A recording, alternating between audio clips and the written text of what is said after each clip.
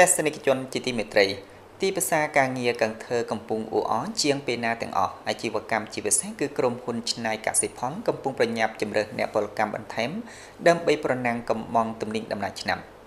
តម្រូវការធនធានមនុស្សកើនឡើងខ្ពស់ជាសញ្ញាសកម្មសម្រាប់សេដ្ឋកិច្ចនៅទាំងបើកចេញឱកាសការធ្វើទូលំទូលាយនាំមកនៅប្រាក់ចំណូលស្ថិរភាពនិងជីវភាពល្អជាងសម្រាប់អ្នកពលកម្មនៅភូមិភាគដើម្បីឆ្លើយតបកំងទំនិញបញ្ចូលឆ្នាំវៀតណាមនេះរនទៅកាន់ទីផ្សារអ៊ូ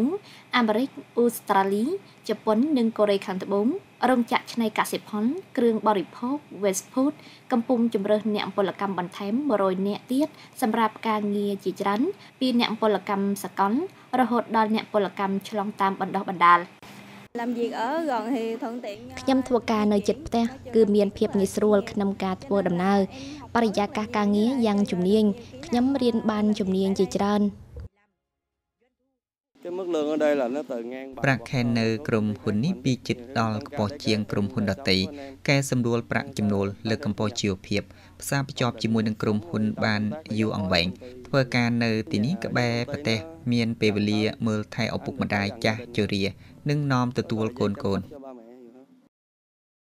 រោងចក្រមានគោលដៅផលិតផលចំនួន10លានតោនក្នុងមួយឆ្នាំក្នុងនោះប្រមូលផ្ដុំលើផលិតផលឆ្នៃមានជម្រើសដូចជាទឹកផ្លែឈើបន្លែមើមស្ងួតជាដើមដើម្បីឆ្លើយតបល្បឿនរោងចក្របង្កើនជម្រើសបន្ថែមអ្នកពលកម្មរាប់រយនាក់ភាគច្រើនសម្រាប់ផ្នែកវិកខ្ចប់និងដំណើរការខ្សែសង្វាក់ផលិតដើម្បីនេះហរ៉ុនទៅកាន់ទីផ្សារពិបាកគឺរោងចក្រត្រូវឆ្លើយតបគ្រប់ស្តង់ដារអន្តរជាតិទាំងអស់បន្ទាប់ពីការរួមបញ្ចូលរោងចក្របានពង្រីកទ្រង់ទ្រាយផលិតយើងខ្ញុំបានអនុវត្តបច្ចេកវិទ្យាថ្មីដើម្បីឆ្លើយតបកំងទំនិញនេះហរ៉ុនទៅកាន់ទីផ្សារធំ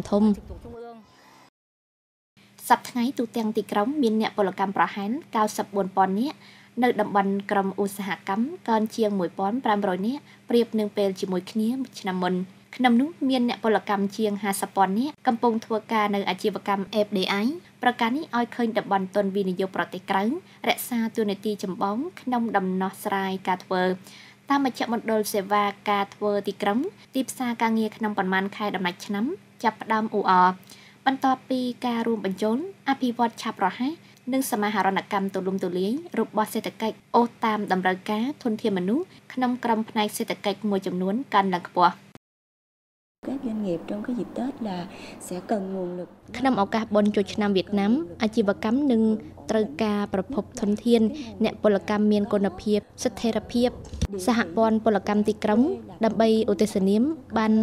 ប្រភពអ្នកពលកម្មនេះសហការជាមួយសហជីពមូលដ្ឋានរបស់អាជីវកម្មក្តាប់ស្ថានភាពជំរើសអាជីវកម្មសង្គមអាចឆ្លងតាមអង្គការសហជីពជំរើសបានសមាជិកសមាជិកាសហជីពអ្នកពលកម្មមានជំនាញឆ្លងតាមបណ្ដុះបណ្ដាលនិងមានបញ្ជីគ្រួសារលើភូមិសាស្ត្រទីក្រុងដើម្បីធ្វើការជាមួយអាជីវកម្មមិនត្រឹមតែបង្កការធ្វើបន្ថែមបង្កើនចំណូលការជំរើសអ្នកពលកម្មក្នុងឱកាសដំណាច់ឆ្នាំនៅទាំងជួយអាជីវកម្មធានាល្បឿនផលិតរួមចំណែកអភិវឌ្ឍសេដ្ឋកិច្ចនិងសុខុមាលភាពសង្គមលើភូមិសាស្ត្រ